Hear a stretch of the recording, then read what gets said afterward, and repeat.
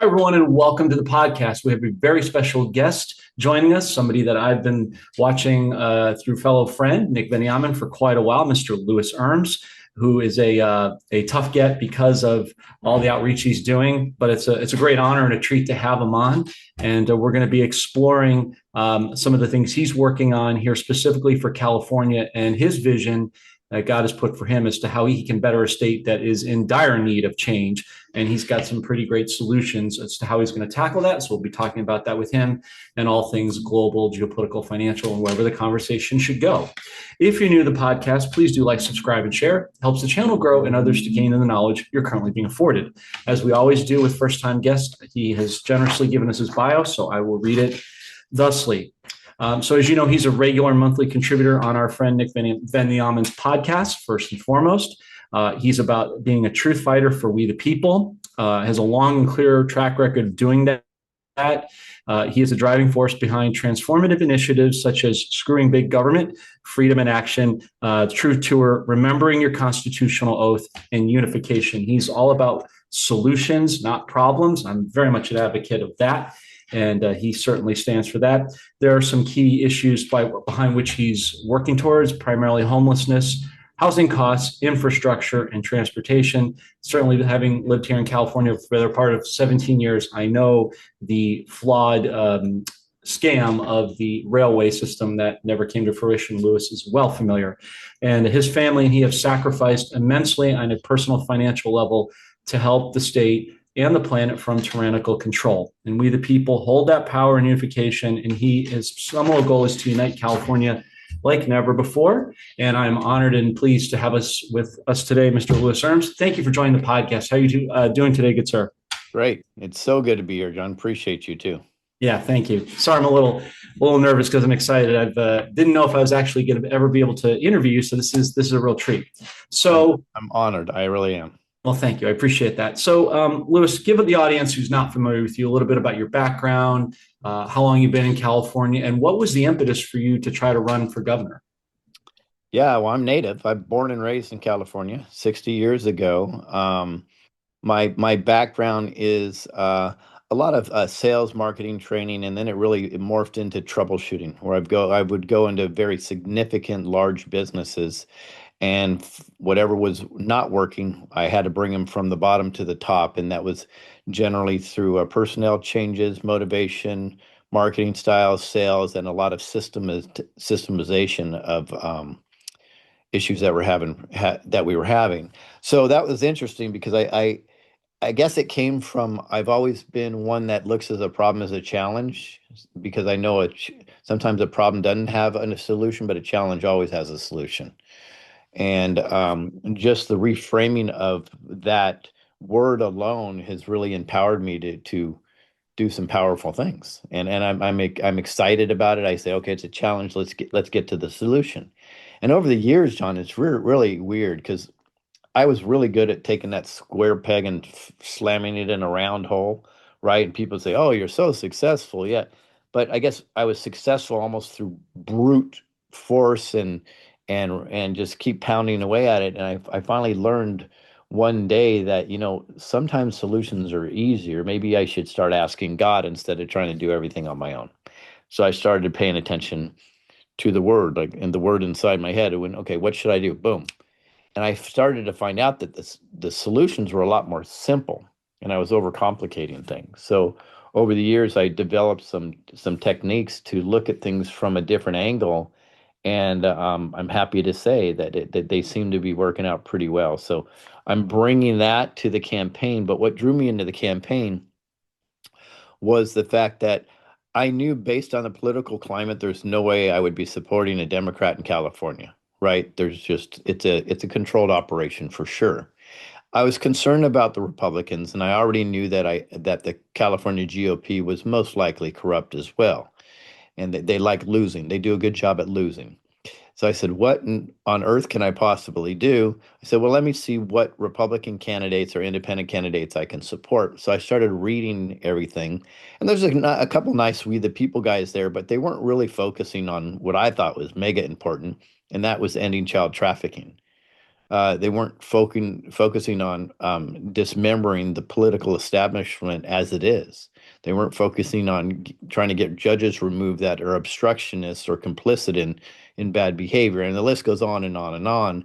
And I certainly didn't see a lot of people trying to adjust our food products and our health products, and nobody seemed to be going after big pharma. So, as you know, I've done a lot of documentaries and travel the world and done tours and trying to wake people up and give solutions doing that. So I said, God, what are we doing here? And he came back, you're running for governor. And I argued a little bit, be honest with you. I said, nah, that's not going to happen. I'm not doing it. Yep, that's what you're doing. So here I am today, and we're getting a lot of traction. I mean, as of November 8th, we were ranked, 15 or lower, and now we're ranked in the top three, it appears. So that's pretty darn good traction. And with the upcoming debate, I think we're going to do really, really well. Well, kudos to you because that is a tremendous challenge you're taking on. But as you said, with God, all things are possible. And certainly, I think what I heard you say initially was, excuse me, is the mindset, the attitudinal change of the mindset had to start from within. That's a lot of what we focus on our show. Other than the wealth transfer, it all begins in the mind, right? And you started to reframe it and started to get results accordingly. So a lot of ways to slice the pie, Lewis, with this discussion, but let's take it from a global view footprint and bring it down to the macro or micro world for California. So we see what just happened recently last week with Venezuela. We all knew that was coming, I think. It has multiple implications for, oil, ultimately, lower gas prices, and at some point, free energy and so on and so forth in the new world we're headed. As you well know, I live in California, you live in California. This place, unfortunately, is notorious for being overpriced and corrupt at the most moribund levels, particularly at the pump. What is your approach or strategy to help, take what President Trump is doing from a top level and get it down to a level that Californians that are still here can benefit? Yeah. Ultimately, all our overpricing in California is based on a few things. Overregulation would be probably your number one cause. Fake environmental regulations, and they are absolutely fake. I mean, we understand exactly. I was in the Palisades yesterday, and even 90% of the liberals were saying climate change did not burn down the Palisades. So people are starting to understand the manipulation there. Um, and overtaxation is astronomical in this. So that's why we're approaching $8 to $10 per gallon when other states are seeing three. That's why we don't know what the future holds for us. But we have to understand the construct. So I will go down to the micro. When traditionally in a war, and I think we all should realize that's what we're in right now. We are in a war. And it may not seem like that, but it is absolutely, it's at minimum a 5G psychological war, but I think it's a lot. It's also kinetic at areas proven by what happened in Venezuela and what happens with the riots on the streets here, so on and so forth, which has happened with the ICE agent shooting somebody. We are in a war. That's the kinetic part. So when the enemy traditionally loses a war, what they do is they do what's called scorched earth progress. And they burn down everything they possibly can and destroy everything. So what they call their enemy, the opponent, doesn't have any infrastructure to work with. That's exactly what Gavin Newsom and his cronies are doing in California right now. They know they've lost the war. It's very clear to them. There's not an appetite for their BS anymore. I saw it in the Palisades yesterday. You have 90% liberals screaming at Gavin Newsom and Karen Bass. They know it's over for them. So what they're doing is they're doing everything they can to destroy California right now. Now, the benefit for them is what I believe they're probably hoping is they can drive enough conservatives out of the state. So when we actually have a real free and fair election, that they might actually win legitimately. I believe that could be their goal. At worst, the rats are scurrying and they're trying to destroy everything. So what we have to do is we have to pull back immediately on all that regulation. But what's going to affect everything at the highest level, and not just gas prices, it's going to affect so many other things, is we're going to go and we're going to super doge the budget. I've been saying for several years that California is filled with waste, fraud, and abuse, right? In fact, my friend just said add redundancy to that, and I would agree with them. And they are. They are filled with all of that. But I was also the first to say we're probably at least 70%, if not 80%, based on my investigations. And I was called crazy. about a year ago. And now people are coming back to me and says, Lewis, it looks like you're probably right on with your numbers. So John, let's take that. If we can eliminate 70%, that means we're our operation is we have 100% operational money on 30% of a budget. So what do? We bring back everything as much as we possibly can. You eliminate property taxes, you eliminate income taxes, you eliminate all those ridiculous regulations, and then the market starts to take care of itself. I don't have to target. I mean, thank you for opening up more gas or so on and so forth. And yes, we can start drilling more offshore and deregulate and drill more here. But all of that comes with the deregulation and doging the budget. So it's a beautiful thing, and it won't just affect gas. To be honest with you, it's going to affect everything, Mm. everything very positively. In fact, it's going to drive businesses back into California instead of from California. Well, I'm glad you brought that up. Thank you, Lewis, because yeah, as you know, this state is notoriously anti-business, and it shows with many companies. From Chevron to In-N-Out Burger and a whole host of companies just migrating wholesale to other states, and rightfully so. Unfortunately, I mean, another thing I'd love to see you tackle is the what is it? I can't think off the top of my head in Sacramento when you're trying to open up like an incorporation for a business. All the corruption that's there that is so antithetical to any sort of enterprise. You see the malls, just dying here, like I see in the South Bay, but then you go to other parts of the country. I was just in Florida with family, and you see it thriving over there. So you see the disparateness between the red states and the blue states. Although, to your point, as I've traveled around this state, yes, the nation sees this place as liberal, and unfortunately, from a corruption standpoint, they're not wrong. But I think a lot of the people in general are a lot more conservative than maybe people realize or given credit. So, one of the things I was curious to ask you about, Lewis, is, and I don't mean to put you on the spot, I'm just curious, have you had any outreach with President Trump? And if so, do you think that he might be potentially willing to give you his endorsement?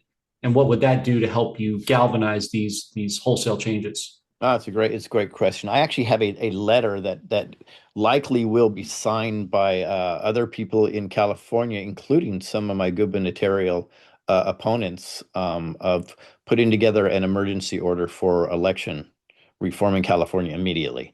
Um, I've been told that Trump is aware of me. I've never talked to him personally. I've been within, a few feet of him several times at events that I was invited to, and some were VIP events with him and some other people.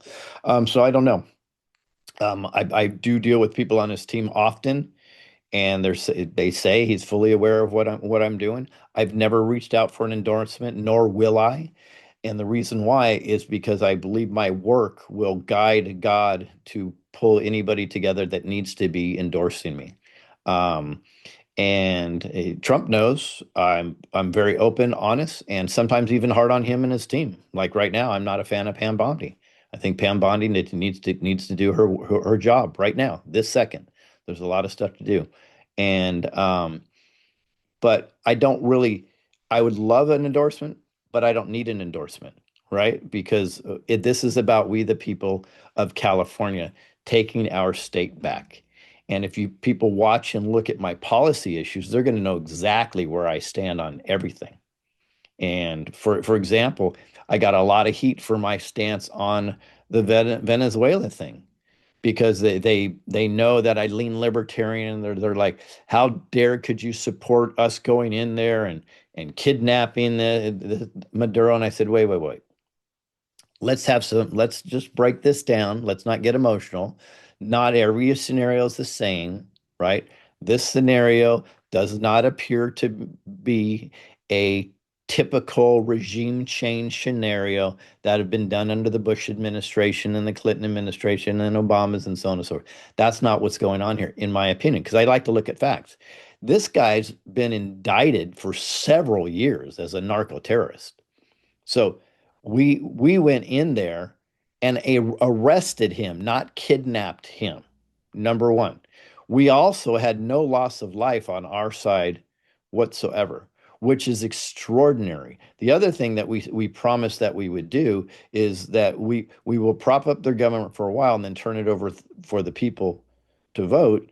and then we want to extract the money lost in what we're doing there, and that's going to be through businesses and oil. It's a very pragmatic plan to me, and it makes a lot of sense exactly the way this is being handled. So I get a lot of hate because people know I'm an anti-war person, but that to me that's not war. That's not what we're looking at. We're taking out somebody that, and it's funny. I said to that they sent fentanyl to kill us, and they're they don't deal in fentanyl. They deal in cocaine. No, no, they've still sent 5 tons of fentanyl, enough to kill every single American over here. Yeah. They've already sent it over here on boats. We've caught it. Not to mention the cocaine. But what they're missing is a couple things. Venezuela is a huge child trafficking hub. And I can tell you, I've talked personally that Sure. people are dealing with them, and they're pushing children through Venezuela into Colombia. And from Colombia, they're finding a way to get them in the United States and other places around the world. That is a crime against humanity alone. Yeah. Lest we forget that they were in charge of Dominion machines and warehousing them, and that is a direct affront and act of war against us, trying to manipulate our elections. It's Mhm. funny how soon we forget these things. That is imperative. So I really appreciate what he's done in Venezuela, Yep. and I hope this coincides with my request to get an immediate election reform in the state of California, because if we're not reformed, we really don't have a chance in regards. Agreed. Yeah, it's good insight, Lewis. Thank you for that. And extenuating it to Iran as well, because he kind of killed two birds with one stone. Because with them, I don't know if you're aware, but there were got reports that the airports in Greece were shut down recently for a lot of military bases there, ultimately to try to deal with Cyprus to get to Iran and shut that supply off, and all the nefarious corruption that's existed there as well for many many decades. So taking that to the next level, Lewis, let's talk about the gigantic elephant in the room that I'm wondering, and I'm sure some of our audience might be as well, because the state, from a political level, has been, as you said earlier, so moribund and notoriously corrupt.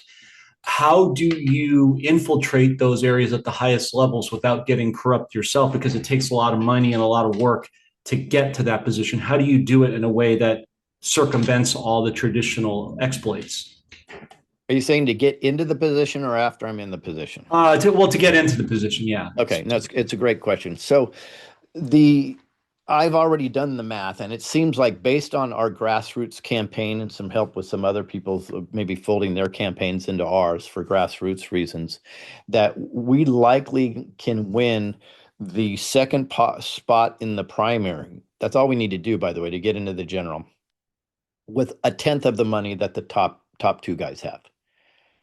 And that's pretty significant because we're a lot more efficient already the way we spend our money. We honor the money that we get to move forward. And I've already told people that come try to corrupt me, it's going to be embarrassing for you. For example, if somebody comes and they try to offer me something, I literally will go post them on Facebook and X.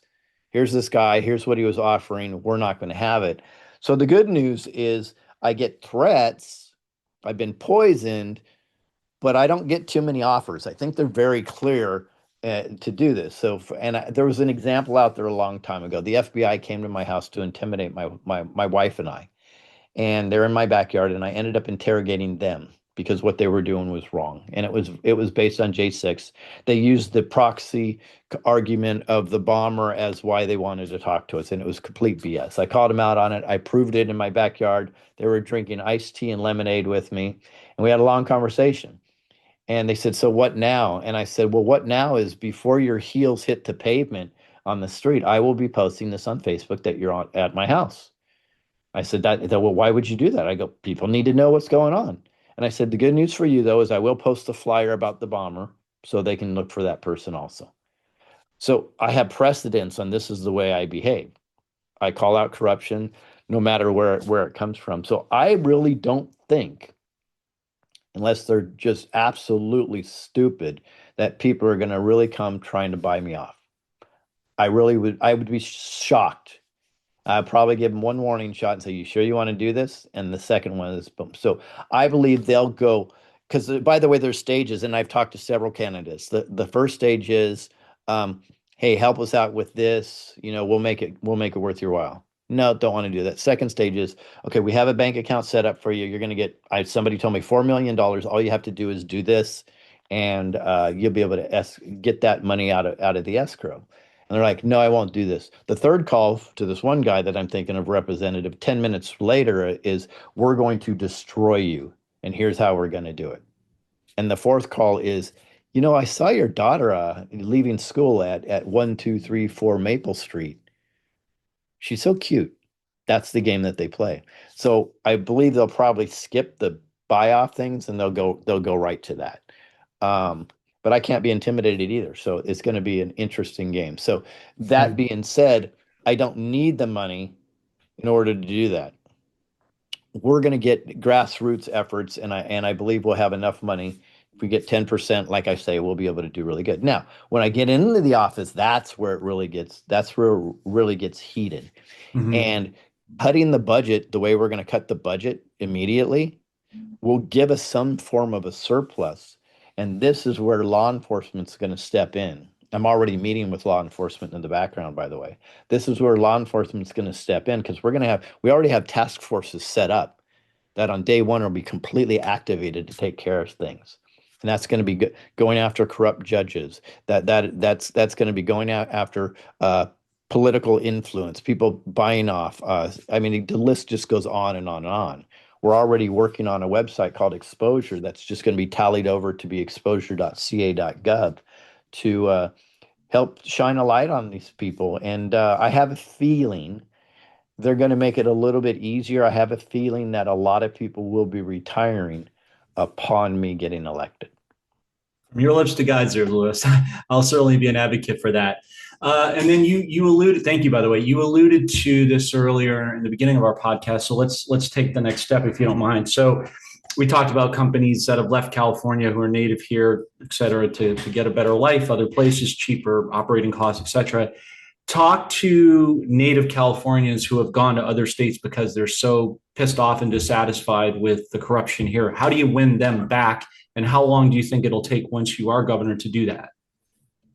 I believe day one of being elected, people are going to start to flood back in, because we've had a lot of conversations. I mean, so many, hundreds of conversations with people, and many outside of the state already. In fact, you can go all through my social media. As soon as you're elected to us, we're moving back to California, over and over and over. And I'm not saying it's because of me, John. I'm saying it's because of the policies that we've set up are so inviting for California getting back to the gold state that it should be. We're the fourth largest economy in the world, and you would never know on it by the way we behave and the way we manage things. I promise that I'm not going to be governor of California. I'm going to be guardian of California. I promise that I always will understand I work for we the people. So much so that what we're going to do is we're going to set up all the budgets, line item expenses on the website live for anybody to look at it. There may be about 8 to 9% that has to be hidden for security reasons, but all the other stuff will be there live, line item. So you or anybody else can go on as a Californian, and you can say, and I use this example, you bought a desk for $460. Well, we found that exact desk on IKEA for 120. Lewis, you said this wasn't going to happen. I'll reply, or somebody on my team will reply, we apologize. We're on it. Thank you very much.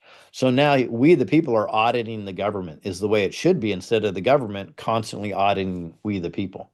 Right. That level of accountability alone will drive people back in droves, because now we've built a trust factor that they haven't had before. Good point. Good point.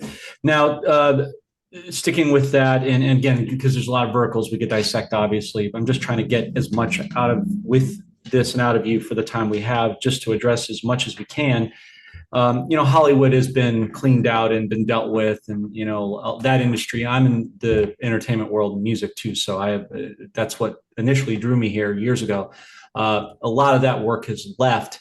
And you talked about Venezuela and the pedophilia and the trafficking. You, as well as I know, because you live in that area, that this state is notorious, particularly in the entertainment industry, whether it's film, sports, or music, does not matter. They're all ensconced, and people tend to have a bit of idol worship in those worlds, as you know, with their favorite actors, their favorite athletes, their favorite musicians. All the while, under that cover, there's that I've seen it in the background of, drugs and sex and trafficking and all that horrible stuff. How do you clean all that up in California and rid it the way that President Trump is doing on his side to a way that is going to bring back a wholesome element to something that was once pure? Well, we're going to make sure, number one, that we only support constitutional sheriffs, and and letting them know. I'm going to hold a symposium soon. We'll see when it's going to be with some sheriffs, and letting them know that we will absolutely support you and do your job. And if you're not doing your job, we're going to hold you accountable, because the sheriffs have a lot more power than people realize. I think sometimes even a lot more power than they realize. So first, accountability with the sheriffs, and therefore accountability with our civil servants, that they are after this stuff. Now, that's if it's illegal, if they're breaking illegal. Now, if it's just breaking a moral barrier and not a legal barrier, well, that's up to we, the people, and obviously the Guardian in California and our whole team to lead by example. You know, I've screwed up many times in my life. Probably done some things that were immoral, but I can own it, and I can move on, and I can make sure I'm always every day making myself a better person and a better person, right? But if you touch a child, I'm sorry, you're done with me. There's no coming back from that, in my opinion. Right. Right. Well, I mean, Matthew says better to have a millstone hung around your neck and thrown into the sea than to ever hurt one of my little ones. So, Exactly right. God has appointed you for this position, and I know you're obviously well aware of that. Franchise tax board was what I was alluding to earlier. I had a business once here. It was horrible to deal with, to start to end. So, if you can clean that up, you're going to go a long way to getting some traction in this state. Yeah, in fact, I've said often, I say when people are complaining about the IRS, I said, you haven't dealt with the franchise tax board yet. Yeah, they're worse. Yeah, They it's are. it's an Yeah. absolute brown shirt Gestapo Oh, in my opinion. Now, I agree. I've had phone calls with them as of late, just to, testing them out, so on and so forth. And I will say their customer service is getting a lot better. So Couldn't get any worse. they seem to be nicer while they're taking you to the cleaners, right? Yeah. Yeah, It's very, very weird, actually. But it is. the reality is, I don't see a place under a reform government where state taxes, income taxes, or property taxes even exist. Yeah. Well, going back to constitutional republic, as you alluded to, eliminates all that anyway. That's what President Trump is doing, and he's Right. allowing the states to self police. So you would be tapping into that wholesale. You have a subject here that obviously I'm familiar with. Being in the Los Angeles area, I've seen in the South Bay, and I think any native Californian's seen it, no matter north or south. Homelessness. How are you planning to tackle that and empower those people instead of the disenfranchising that they're currently under? Yeah, so I'm going to take a different approach. All And right. I know a lot of conservatives, they go, oh, a lot of business people go, oh my God, I can't believe he's saying that. So, and that is, first, we have to understand that homeless are human. These are real people. Many of them have severe challenges. Yes, some may be offensive to you, but we cannot fix homelessness if we dehumanize the homeless, right? So the first thing is we have to have compassion for that. Now, what we have to do is we have to look at this with an open and honest eye. And I believe we have to segment homelessness out. You can't all lump them into the same. So let's start with seniors and vets. Immediately, they should have some place to live. We need to figure that out. Absolutely 100%. I believe there is ways that we can build an actual homeless facility where people can live safely with security and thrive and have a path to get out of there for 1/20th of what's spent already. Well, let's say what's stolen already Hmm. through the government of California. And we have a path to that, and I call that victory, because that would be victory. But we have to segment them. So senior vets off the street immediately. We got to take care of you. You're seniors, you're wise ones, you've lived the years. There's no way that you should be there. Vets, you've fought for our country, or you were at minimum willing to die for our country. We got you. We're going to figure this out with you. Then there's another segment, of course. Are you there just because you don't have enough money to thrive? right? But you want to work and you want to be part of this society. If the answer is yes to that, we'll put you in this box and let's help you with this. Let's get you trained. Let's get you some temporary housing.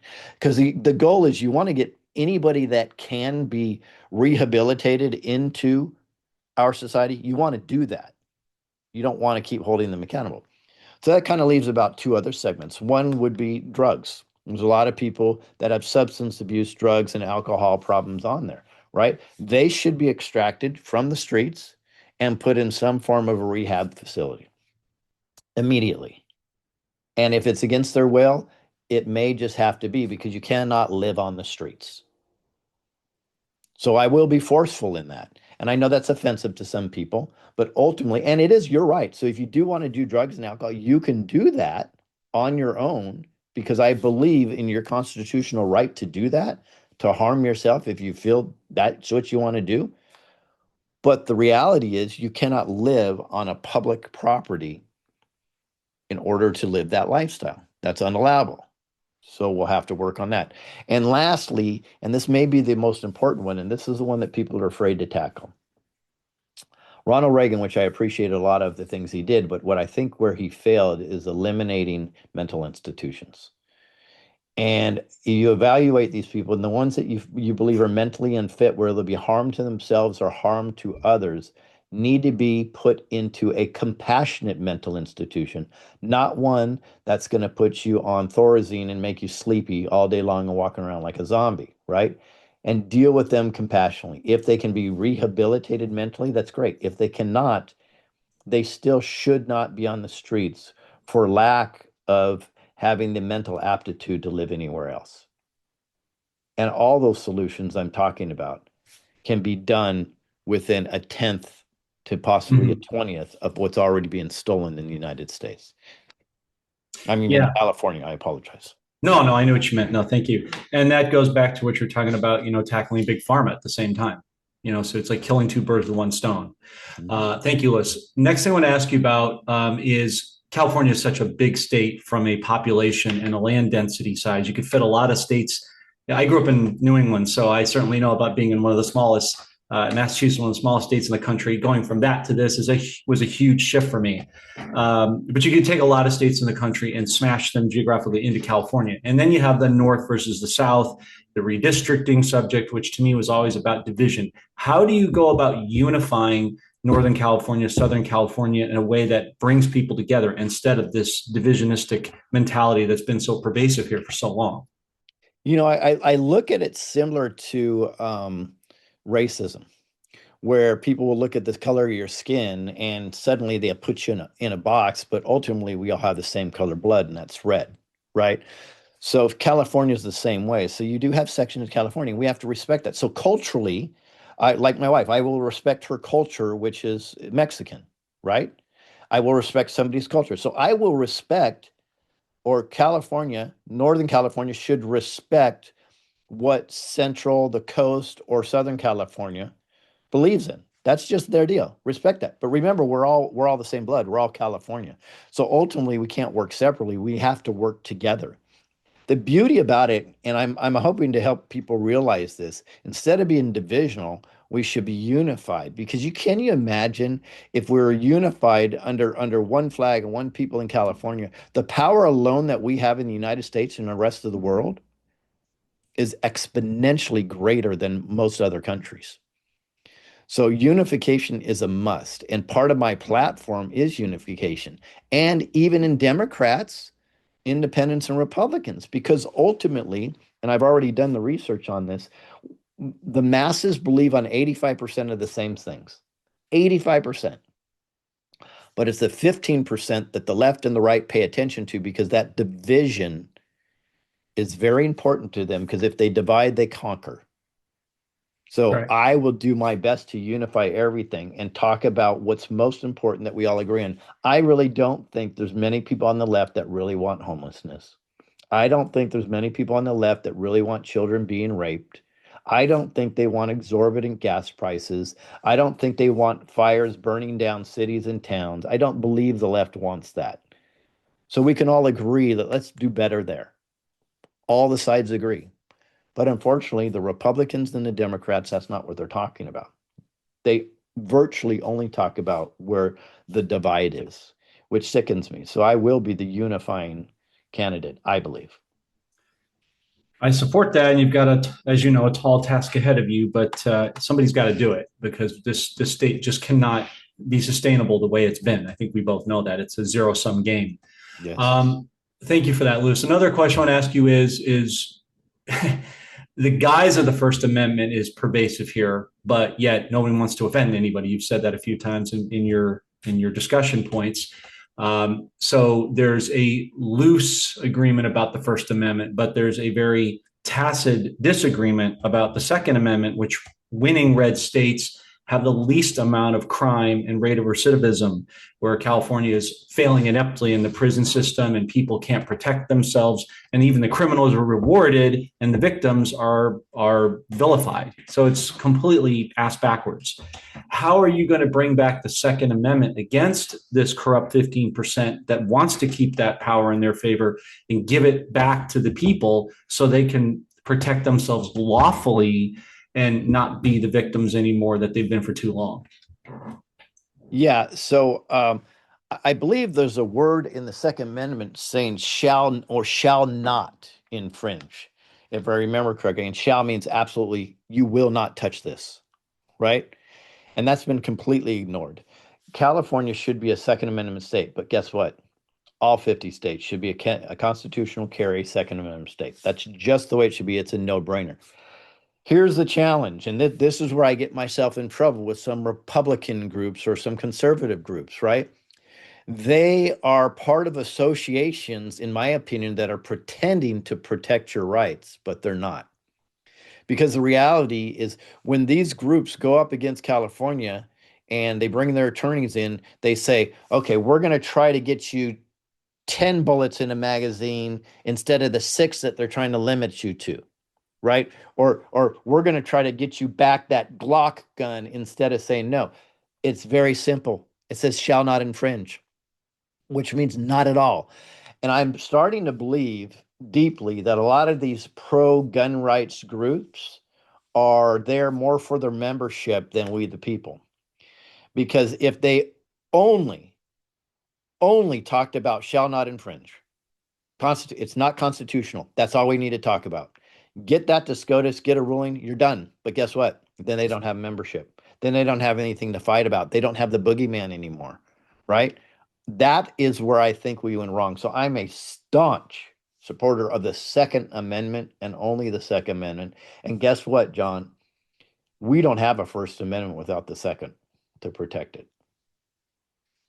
That's a really good point, a very good way to look at it too. I agree. Thank you for that.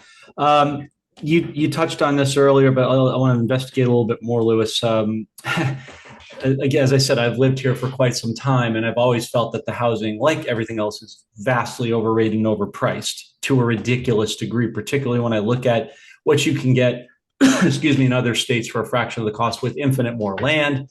I mean, and I lived in New York City, so I know about living in compressed areas, and LA certainly feels like New York with less grass. So, with all that said, you talked about removing income tax. You talked about removing property tax, which is long overdue and is constitutionally sound, like President Trump's about to do, et cetera, et cetera.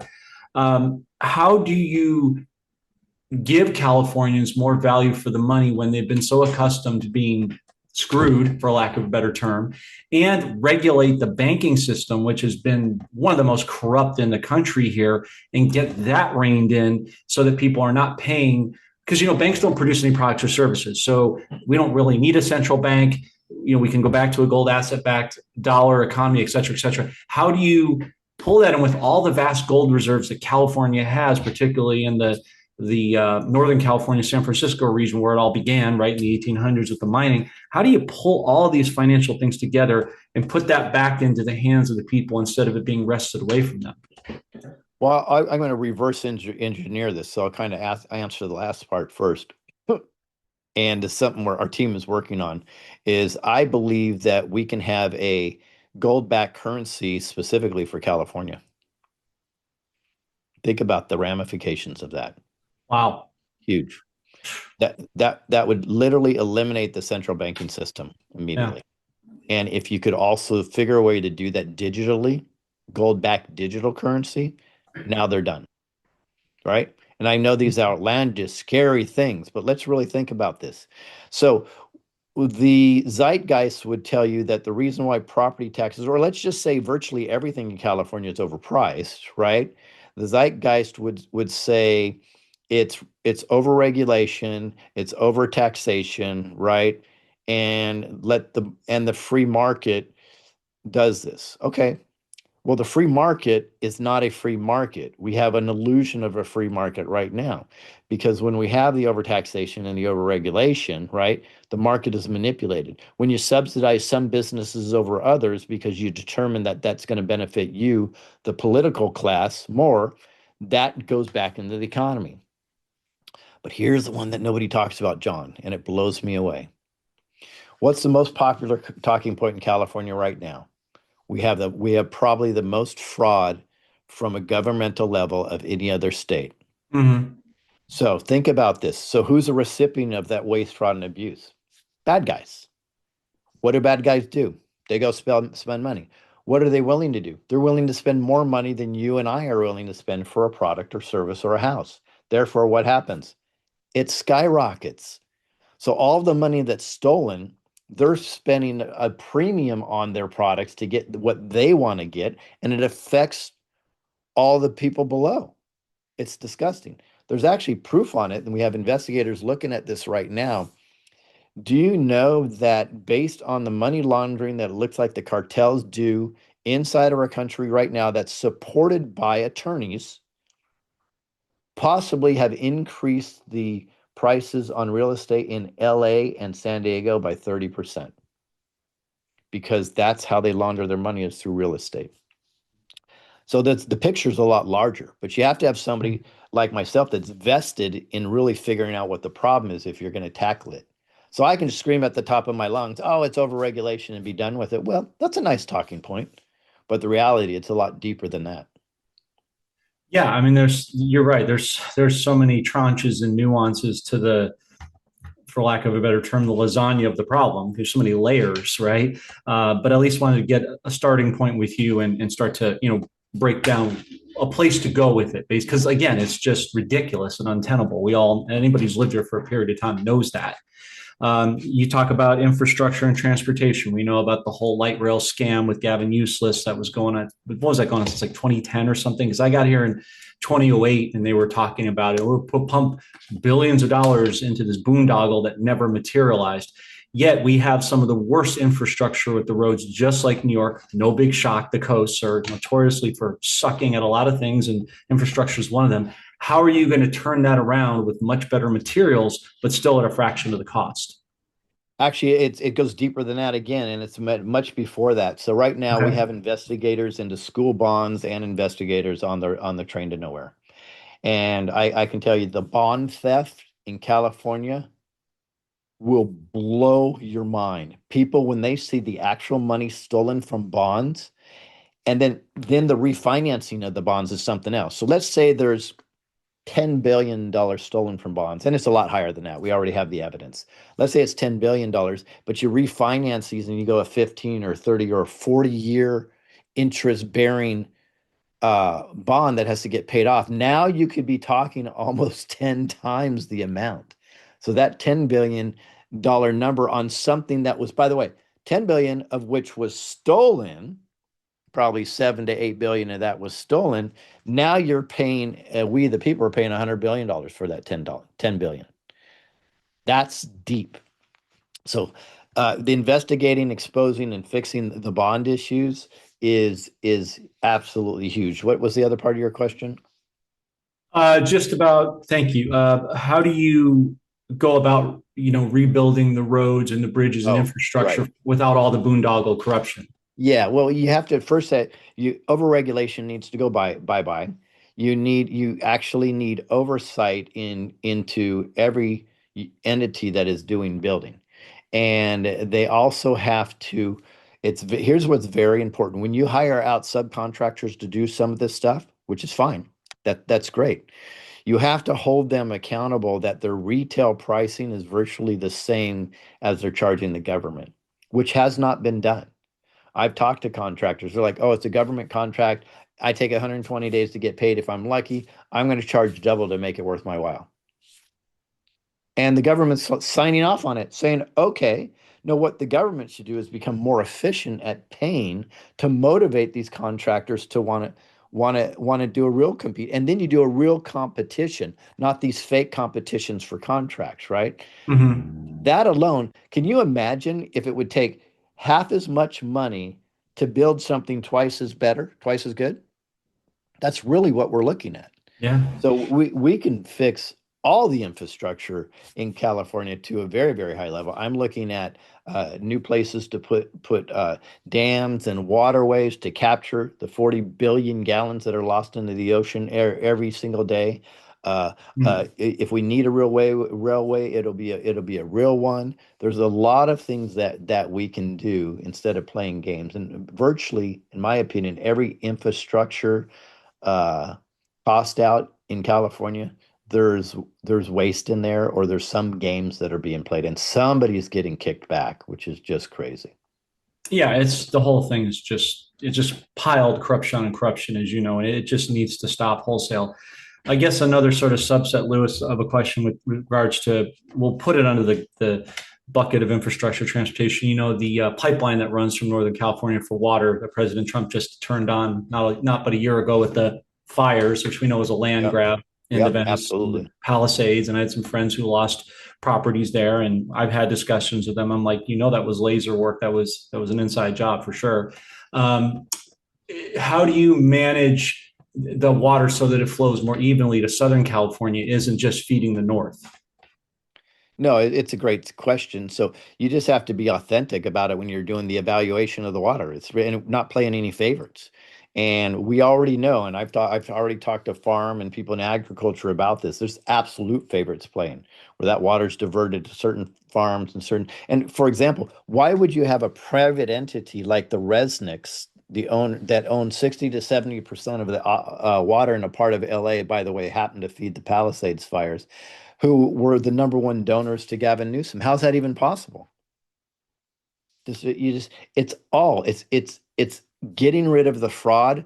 Literally takes them about half of all our issues in California alone away. Goodbye.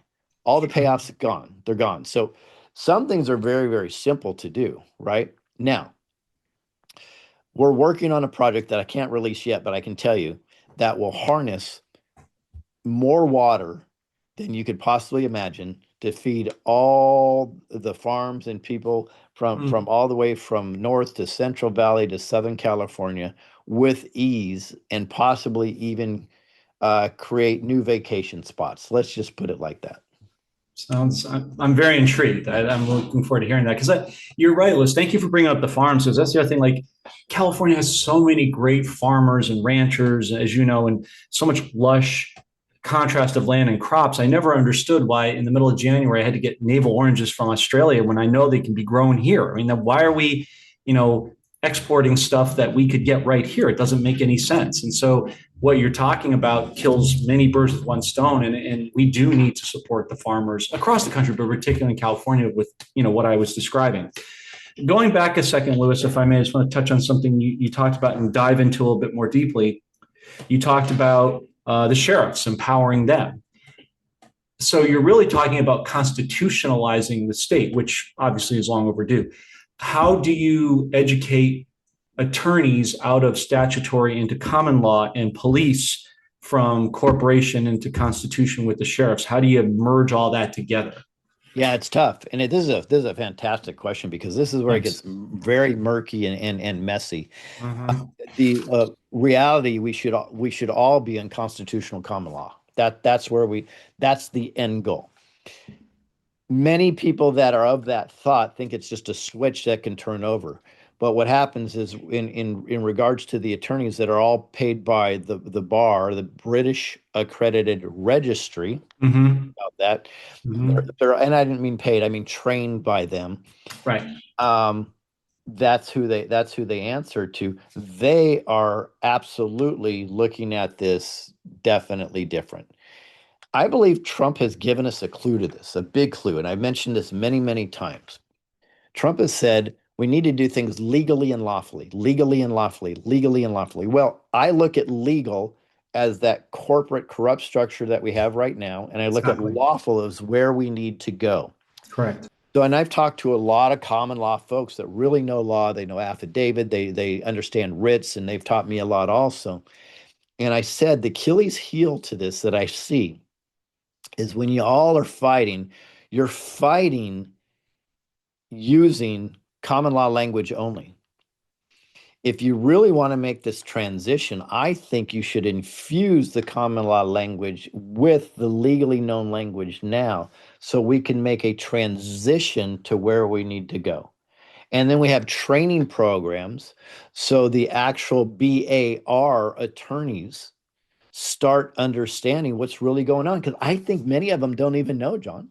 I think they don't know what they don't know. It's They've been true. conned in just like doctors.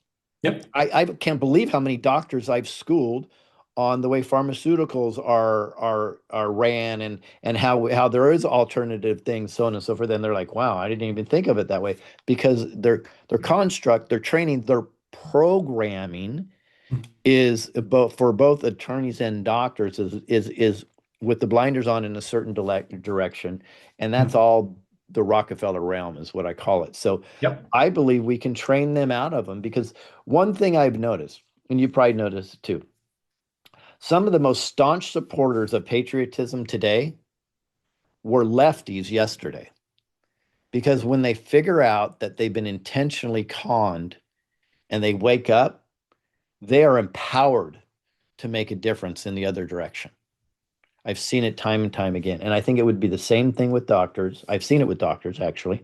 I think it would be the same thing with attorneys. So we need to transition into this. Would I like to flip a switch and do it? Yeah, but it would disrupt everything and people are going to freak out and it's never going to happen because there's no education behind it.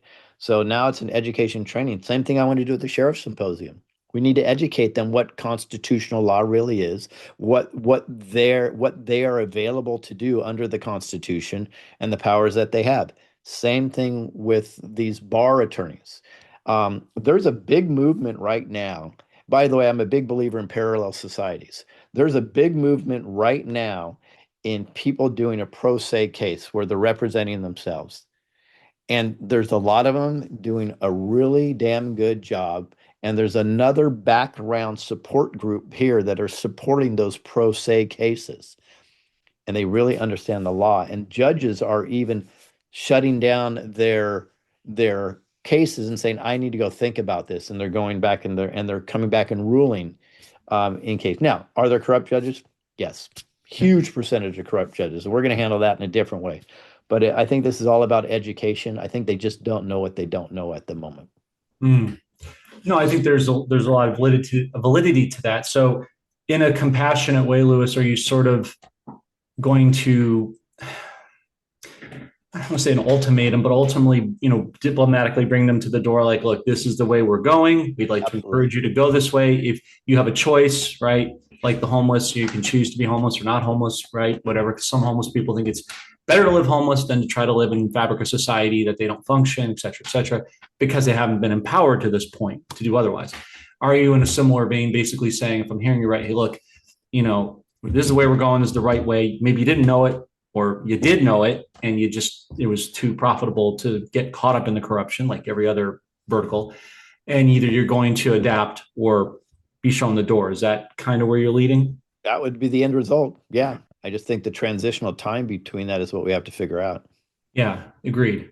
Okay, go back to financial because this is a big vein of what we do here. You talked about some stuff I just can't ignore: a digital and a physical gold token, which makes sense in California because we have such a wash of gold here from the history of the state. How do you make that happen in practical terms, and all the fraud and waste and abuse like Doge, like what President Trump is doing, the OFAC list, and you know about that. How do you bring those monies back to the people in a form of refunds and returns and all of that type of stuff? Well, I think the first thing we have to do, we have to super Doge to see what's been stolen from the people. Mm-hmm. But I'm estimating based on a lot of research and conversations I have and pulling records, but I don't truly know the exact number, right? So when we figure that out, and we figure out what our budget is, we can simultaneously be working on creating these alternate currencies for sure at the same time. But in regards to see what the people get back, I wouldn't have the answer until we actually just dove completely into the budget, saw what the expenditures, so on and so forth. What I do believe, though, I do believe that what's under the ground is not governmental. That's the people's. That's the people's minerals. That's the people's gold. That's the people's silver. That's, in fact, that's even their oil.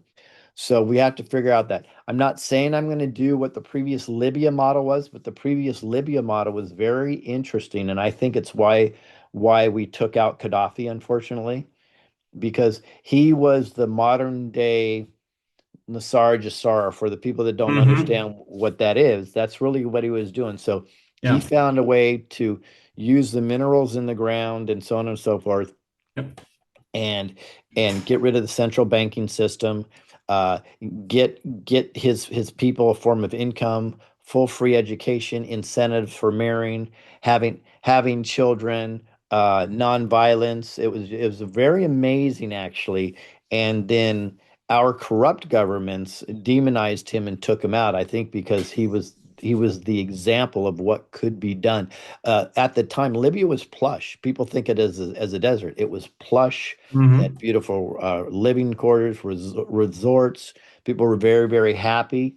Um, so I believe there may be a model there to look at to help get the people participating in the rewards that can come from what's under the ground here. I agree. And to add to that, Lewis, you look at Saddam Hussein, same model as Gaddafi, trying to free his people and would not go along with a private Western central bank. We need to remove those altogether. And that's what, Trump is doing, particularly in Iraq and the not too distant future, as you know. So that's why I was curious to ask you about how to return those monies back to the people in conjunction with removing property taxes and excise tax and all that other crap that should have, it's unconstitutional, never should have existed. Mhm. Add a subset to that, Lewis, another boondoggle you well know, as I do, the DMV and the Oh, we massive love the amount of, DMV here, oh, John. yeah, What are you said no one talking ever. about? So no one ever, right? I think a root canal would be more enjoyable Ah, than going to that place. wow. Oh my goodness, how are you going to deal with that? I mean, we shouldn't be paying for tags, especially every year. And if you have a 5-year-old car, you're paying almost as much as you were the first year. That's ridiculous. That doesn't even. You go to other states and you get a tag for 2 or 3 years for a fraction of the cost. Now you shouldn't be having to pay that stuff, but how do you deal with the moribund scene of the DMV and the scam, the scheme of corruption here? Isn't it interesting that we pay more fees and taxes per capita than any other state when it comes to things that should supply better infrastructure, but we have the worst infrastructure? How exactly does that work? Because yeah, it would blow your mind. It's because it's corruption. It's corrupt. Absolutely. It's corruption at the highest level, and Yeah. every level below, all the way that you get to the DMV. Um, the first thing we would do is we would do a full audit of the DMV and figure out, why do you need this money? Where is that money? Where is that money going exactly? And I think we're going to find out immediately that we're in another corrupt system. And I'm sorry, you take it down. I am of the opinion that reforming California means bringing a lot of things down to the foundation, and that scares people. And I get it. I absolutely get that it scares people. But if you continue to do what you get, you're going to get what you got, and we can't do that anymore. So a lot of this stuff has to go down the foundation, and then we can rebuild from there. If we really, really find that we need some form of fees or DMV, well, we'll look at it. The reality though is, I'm sometimes wondering, why do we even need a license to travel on the roads at all? Exactly. So, um, and it should come down to, I know a lot of people say, well, this can happen and this can happen. Well, there are laws. So if somebody does something like running a red light, there's still a law for that. The key is, you need to hold people accountable for breaking laws that can possibly harm people, Exactly. right? You don't really need all these licenses and all these fees. And ultimately, you would know this better than anybody. It's just an excuse for more money to come in and line the pockets of the bad guys. Exactly. Yeah, exactly. And again, we could be here all day talking about this, the airport and the highest airport fees and the highest, gas plane fees that, it's it's gotten so corrupt and so many knots in the system for so many years that I think what you said is right. You're going to have to do a reset in the gut and go back to the studs. If we go back to the Constitution, what our forefathers imbued us and equipped us, we can fix all of this. It's just somebody needs, from a leadership standpoint, top down to do it. So the first person that goes and actually does it is going to, help the people reap the rewards and them themselves, right? Just a couple more questions, Lewis, to respect your time, because again, this could be a very long, protracted discussion. There's just so many layers. Feel free to bring me on for a part 2, 3, and Yeah, 4. yeah. I'd love to do that because this would take part 12 with this state. But you talked about earlier about respecting the variances between the different parts of the state, northern, central, the country, LA, etc. Inside of that, I can't help think part of our constitutional backbone, and this is just me talking as a Christian, we are a Judeo-Christian nation. Mm-hmm. And yet there is a move in California for Sharia law and certain factions of that belief that are impinging that. How do you restore to Christians and Jews alike in California that want to practice and expand their faith in the midst of that growing movement? Well, I think all faiths should be open to practice and grow. That's is constitutionally that's what we're looking at. The founding fathers respected all your freedoms in regards to religion, right? So it's not for me to dictate, although I'm a Christian, it's not for me to dictate what somebody else should do or shouldn't do in regards to religion. We should all be Right. able to open and thrive the way the founding fathers set it up. What Right. we have to be very careful of, though, is there are some aspects, let's say, of the Islamic faith that are actually preaching a takeover of the country. That should be illegal, right? They're preaching Sharia law. Sorry, Sharia law should be illegal because it is not within our boundaries of law, right? Period. End of story. I don't think you can never, if you're shown that you forced a woman to wear a burqa, that's breaking one of our laws. If they chose on their own to do it and it was not through intimidation or force, that's great. That's them. Same thing. If you choose to be a transgender, if you're an adult, that's your call. But if you try to influence a child to do something like that, sorry, that's when we step in and say that is unacceptable. That won't happen. So I believe all religions should have an opportunity to thrive. And I personally believe that if they all had the level playing field, Mhm. right, most people would end up choosing Christianity. That's my belief system, right? In my faith. That being said, if what you do with inside your church is trying to propagate anarchy, right? Or trying to take us over Mhm. or doing something illegal, which I think Sharia law is illegal, that's when the government needs to step in and say that cannot be accepted. Yeah.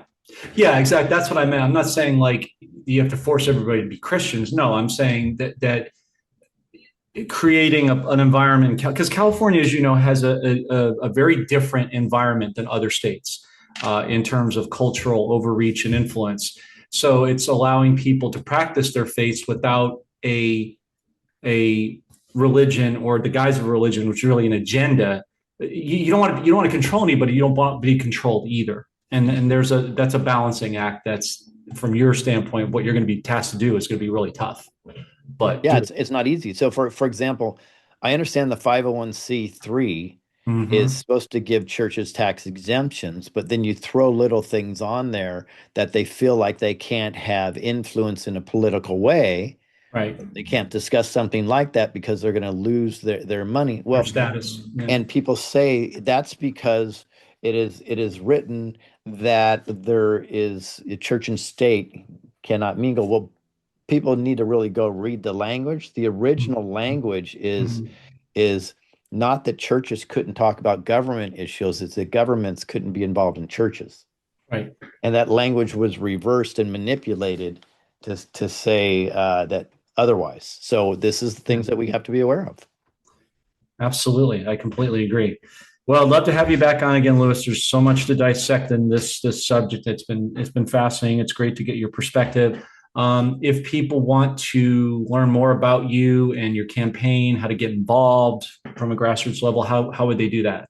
Appreciate that. So it's hermsforcali.com. That's HERMSFORCALI.com.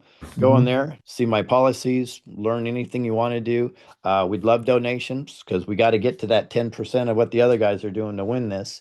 And support. We have a lot of beautiful volunteers and we have a grassroots effort that's huge now. So just put in there, I want to volunteer. We'll have somebody reach out to you. We'll get organized with you. The beauty is you can volunteer or donate and you can be all the way in another country because the California probably set it up for there to be some deep state swampy activity in regards to that, but we're going to take advantage of it ourselves as well. Nice. So Erms for Cali, what was it again? I'm sorry. Hermsforcali.com. .com. Okay, we'll put that link in the description and below the video. Are you at any rallies in the near future? Yeah, well, actually, even on the 10th, on Saturday the 10th, we Okay. are actually in a debate. So it'll be Oh, myself, Steve Hilton, Chad Bianco, David Serpa, and Daniel Mercury, which some people are considering the top five. So that's probably why the debate is there with those five. where's that going to be located? That's in Garden Grove, California. Yep. Just the other side of me, about 40 minutes away in Orange County. So good area. All right. Well, Louis Herms, thank you for joining us, sir. Candidate for Governor of California. Really appreciate your time, information, and hopefully we'll have you on again in the near future. Appreciate you, John. Thank you. Thanks.